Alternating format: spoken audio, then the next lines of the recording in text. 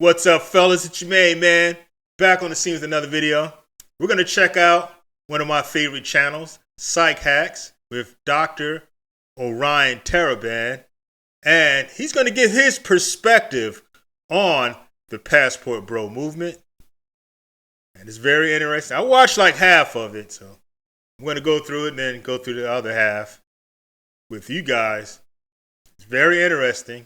And what he's saying in this video is the reason why you need to have the full nature of the situation before you form an opinion on something.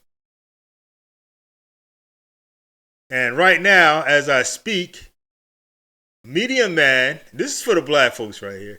Medium Man is giving out the stats on how many available black men versus black women there are in the United States. And there are more available black men than black women. Hey, where are the white women at? This makes sense for the brothers to get on a flight and leave because there's not enough women for them. Before we get into it, guys, do your brother man a favor. Smash that like button. Smash that subscribe button. Ring that notification bell. Let's check out Dr. Orion Taraban. I'm Dr. Orion Taraban, and this is PsyHacks, Better Living Through Psychology. And the topic of today's short talk is Passport Bros and International Dating. So this is a topic that has come up frequently in the comments of several of my videos, and it's a topic that I've been requested to discuss by many people over the last several months. If you're unfamiliar with the subject, Passport Bros is the collective term for a movement among Western and specifically American men who are increasingly pursuing mating and dating opportunities abroad. These are guys who are flying to places like South. Now, again, if you check out Medium Man's stats for black folks, this is necessary. Let's continue.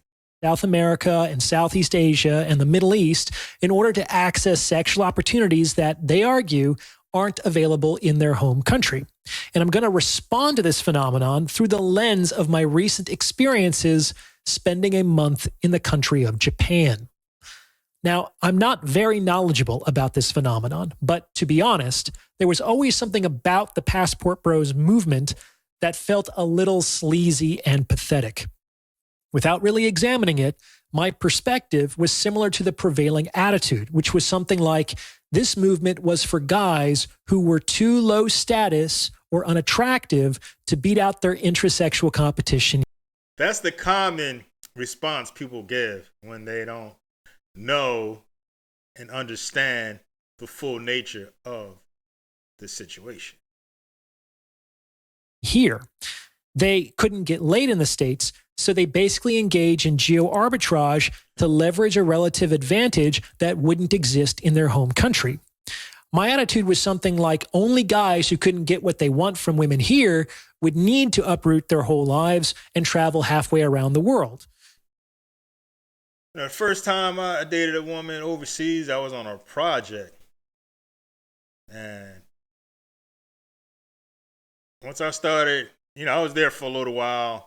Once I started hanging out with women there and how they act and no ghosting, never experienced that stuff overseas. None of that. I'm sure it exists, but it's probably so rare that it's insignificant. And here, it's quite common. Matter of fact, I expect it. That's why I have the attitude like I don't give a damn. Because of that. Let's continue. Which kind of made these men out to be conniving beta males. That was my attitude before spending a month in Japan. That is no longer my attitude now. Keep it a buck. Why wouldn't a man, if your money goes farther somewhere else and it brings you up in status, why wouldn't you take that? Why would you stay somewhere and settle for less? Like the women keep saying, I don't want to settle. Well, men, why should you settle? If there's something better out there, and there is, you should go for it. Having spent a month in that country, I think I better understand where this movement might be coming from. And I definitely don't think it's just for loser men who can't get laid in America. Allow me to explain. From the perspective of my interests and preferences, the quality of the women in Japan was significantly superior to the quality of the women in the Bay Area. Like I said in another video, the problems that we're facing here is not female nature. It is a bad culture. And he's going to get into that. Like, not by a little, by orders of magnitude. Exactly. Let me break down some of the various factors that go into that statement. First of all, the women in Japan are slender and physically healthy. I spent a month in some of the largest cities in the world, and I must have seen 10 overweight women in that entire time, half of whom were little old ladies. And these overweight women weren't morbidly obese. They were like plump, maybe 20 or 30 pounds overweight max. Yeah, I had a layover in Japan. Actually, I had a couple layovers in Japan. One was for like a day. And you don't see big, fat, nasty women. They have the prettiest skin you've ever seen. I'm going to keep it apart. I thought they were a little bit too slender for me. It was me and a dude from, I think he was from Oklahoma. He was in the Navy. I met him in Tokyo. And then we had the same itinerary from Tokyo to the Philippines. And both of us were like, women here are a little bit too slender. They are in shape, but they're a little bit too skinny for me. But the skin, oh my God. Most Western women literally couldn't buy clothes in Japan. The vast majority of Japanese women are slender and physically fit, which is appealing because it's not only attractive, but it indicates a compatible value as well. Like, I want people who care about their health. Second, these women are feminine. And that is a turnoff. I dealt with a chick some years back, long time ago. And she started putting on a little bit of weight. And I was suggesting, we can go walking after work, ride bicycles, gym membership. And she shot all of that down. And it turned me off. Not that she was gaining a little bit of weight, is that she didn't want to do anything about it, is what turned me off. They wear dresses and heels and makeup. They tend to dress more conservatively than Western women. No tight clothes, no showing a lot of skin. I like that. The feminine ideal there seems to be like softly elevated. And what's good about that is it leaves something to the imagination. Damn, man, I bet that stuff look good when you take all them clothes off. But if you see it all the time, you get desensitized to it. So I think that's where the girls messed up. It was like, you can't tell the hookers from the so-called lovely ladies because they all look the exact same. They're wearing the same stuff. Elegant, flowing, and modest, and dignified. And these aren't 1950s housewives. These are women who, for the most part, are working professionals. They have modern ideas. They are educated and accomplished, but they haven't thrown out more traditional conceptualizations of female beauty. Exactly. This is not something you can easily find in the West anymore. And you can't find it at all in the Bay Area, at all. And I find feminine women very attractive. It resonates with me and inspires me to be even more masculine. Now, before I go any further, if you're liking what you're hearing, please consider sending this episode to someone who might benefit from its message, because it's word of mouth referrals like yes, that's why I'm watching this video. Let's continue. This that really help to make the channel grow. You can also hit the thanks button and tip me in proportion to the value you feel you derive from this episode. It's your donations that make all this possible. I don't do the product placements and the corporate sponsorships of other channels of this size. And trust me, I get like 50 different offers a day. This helps me stay independent, and it helps me to do what I need to do to keep the channel going. So thank you very much for your support. All right. Third, the women in Japan are extremely respectful. Every woman I interacted with there was extremely warm and friendly. They were receptive to conversation, and they seemed to enjoy, or at least very effectively pretended to enjoy, speaking with me. Even more, they were solicitous about my feelings and seemed concerned that I should enjoy the interaction as well. I didn't experience a single indifferent or disrespectful word, tone, or glance from a woman in a month. This made approaching and talking to women in Japan a much less fraught experience. See, once you experience that and you come back, it's like, what the hell am I doing here? Why am I dealing with this? I went through that some years back. Than it is in the US. The women I spoke to seemed to take pleasure in the attention and in the dialogue. Nothing about the interaction indicated that they were annoyed or offended that I was interested in talking to them. Fourth, while a kind of chivalry exists in Japan, it's an inverted version of what we have here. In Japan, men come first, women come second. It's difficult to appreciate how deeply the romantic ideology permeates our manners until you go to a completely different culture. For instance, one day I was walking towards the main entrance of a building at pretty much the same time as a woman. My natural instinct was to get there first and hold the door open for her. However, when I did so, she refused to walk through it, making a show of great embarrassment. And I later realized that in that culture, it would have been embarrassing. I think we as Americans, especially people who don't travel, don't realize the rest of the world is not rocking with the Western nonsense. Embarrassing for her if I had allowed myself to disrespect myself in that way for her sake. Another example. Many years ago, I spent some weeks in Japan studying Buto dance in an immersive program. The first night of the program, at the General Assembly, we heard a long speech on how the organizers miscalculated the number of futons they needed for the students. Apparently, there would not be enough beds for everyone, so the women would have to sleep on the bare floor without cushions or sheets until the problem was rectified. Now, there were a couple other Westerners in the audience, and I remember we were just looking at each other in disbelief. To say we were shocked would not be an understatement. The idea that the women were going to sleep on the ground while the men were going to sleep in the beds felt completely unnatural to us. However, our way of doing things is just as unnatural. Because we have a simp culture. This is what I keep talking about. We are programmed to be simps. The rest of the world is not on that program. To Japanese sensibilities. That's starting to change more and more as Western ideologies continue to infiltrate Japanese society. But the important thing here is to understand that a lot of what many people believe to be the natural dynamic between men and women is really very culturally bounded and culturally specific.